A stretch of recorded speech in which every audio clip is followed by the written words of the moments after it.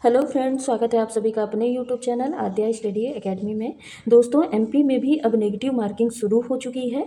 कल जो नोटिफिकेशन आया है आपने देखा होगा, वन रक्षक, क्षेत्र रक्षक, जेल प्रहरी, सहायक जेल अधीक्षक, इसमें क्लियरली मेंशन है कि इन एग्जामों में आपका नेगेटिव मार्किंग होगा। और नेगेटिव मार्किंग कितना होगा? 1/4 का नेगेटिव मार्किंग, यानी 0.25 का नेगेटिव मार्किंग आपको देखने को मिलेगा।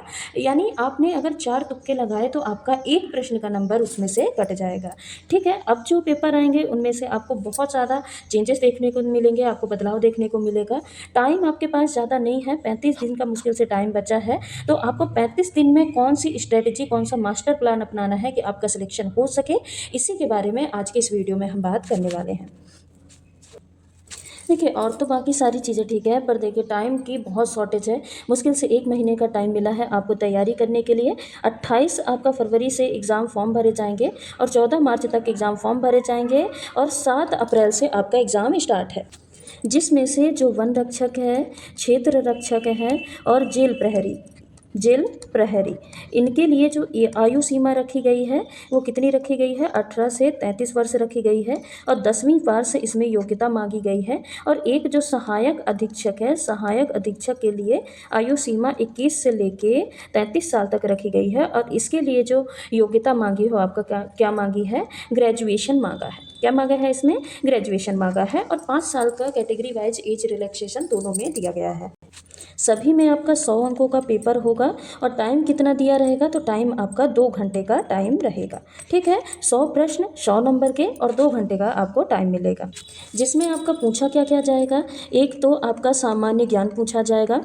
क्या पूछा जाएगा? सामान्य ज्ञान, सामान्य आपकी हिंदी पूछी जाएगी, सामान्य अंग्रेजी पूछी जाएगी, उसके अलावा आपका गणित पूछा जाएगा, सामान्य गणित, और सामान्य विज्ञान पूछी जाएगी। टोटल आपका 100 अंक का पेपर रहेगा, 100 ही कुल अंक रहेंगे, 100 ही क्वेश्चन रहेंगे और 2 घंटे का टाइम आपको एग्ज़ाम कंप्लीट करने के लिए मिलेगा।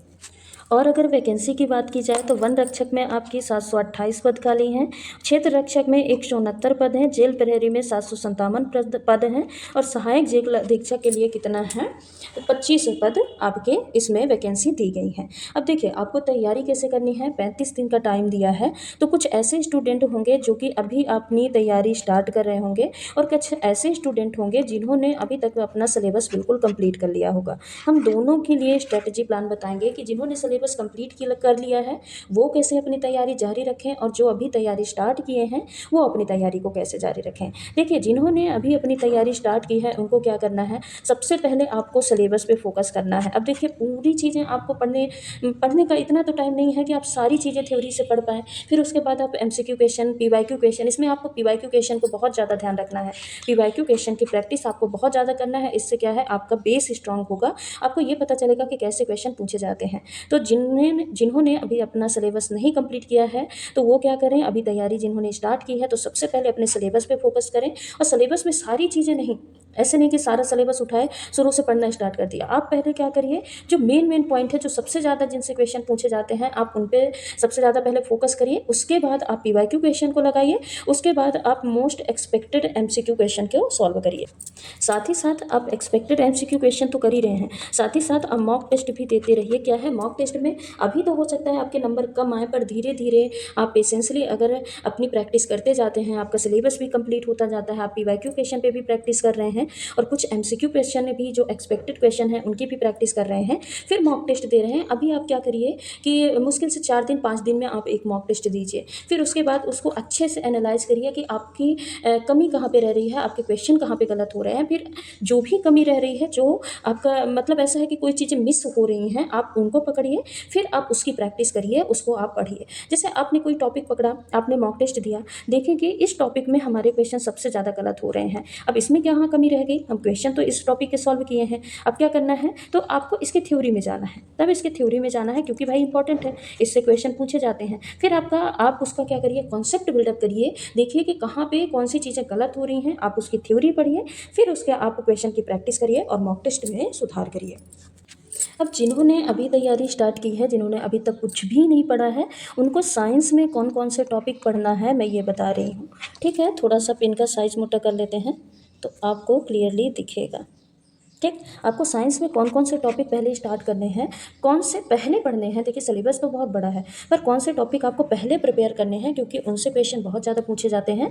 पहले उनको पढ़ेंगे, उसके बाद हम अदर टॉपिक पे जाएंगे अगर टाइम बचेगा तो। ठीक है, तो सबसे पहले देखते हैं फिजिक्स में। फिजिक्स में कौन कौन से टॉपिक आपको पढ़ना है। पहला पढ़ना है वर्क और एनर्जी वाला। वर्क एनर्जी वाला टॉपिक आपको पढ़ना है, इससे क्वेश्चन बहुत ज़्यादा पूछे जाते हैं। दूसरा आपको पढ़ना है इलेक्ट्रिसिटी वाला टॉपिक, इलेक्ट्रिसिटी से प्रश्न बहुत पूछे जाते हैं। तीसरा आपको पढ़ना है लाइट टॉपिक, लाइट से भी प्रश्न पूछे जाते हैं। चौथा आपको पढ़ना है फोर्स यानी बल वाला टॉपिक, और पाँचवा आपको पढ़ना है मोशन। इनसे प्रश्न आपके बहुत ज़्यादा पूछे जाते हैं। ठीक है, फिर आ जाते हैं बायोलॉजी में। बायोलॉजी में आपको कौन कौन से टॉपिक पे मेन फोकस करना है। ह्यूमन बॉडी पे आपको मेन फोकस करना है, ह्यूमन बॉडी से बहुत ज़्यादा प्रश्न पूछे जाते हैं। दूसरा आपको डिसीजेस यानी रोग वाला जो टॉपिक है उसको पढ़ना है। तीसरा आपको plant kingdom, plant physiology, plant kingdom पढ़ना है। चौथा आपको न्यूट्रिशन यानी जो पोषण वाला टॉपिक है, न्यूट्रिशन टॉपिक आपको अच्छे से क्लियर करना है। न्यूट्रिशन में आपका सारा आ जाएगा, यानी कार्बोहाइड्रेट, फैट, प्रोटीन, विटामिन, ये सारी चीज़ें आ जाएंगी। ठीक है, अब आ जाते हैं केमिस्ट्री में। तो केमिस्ट्री में आपको क्या पढ़ना है।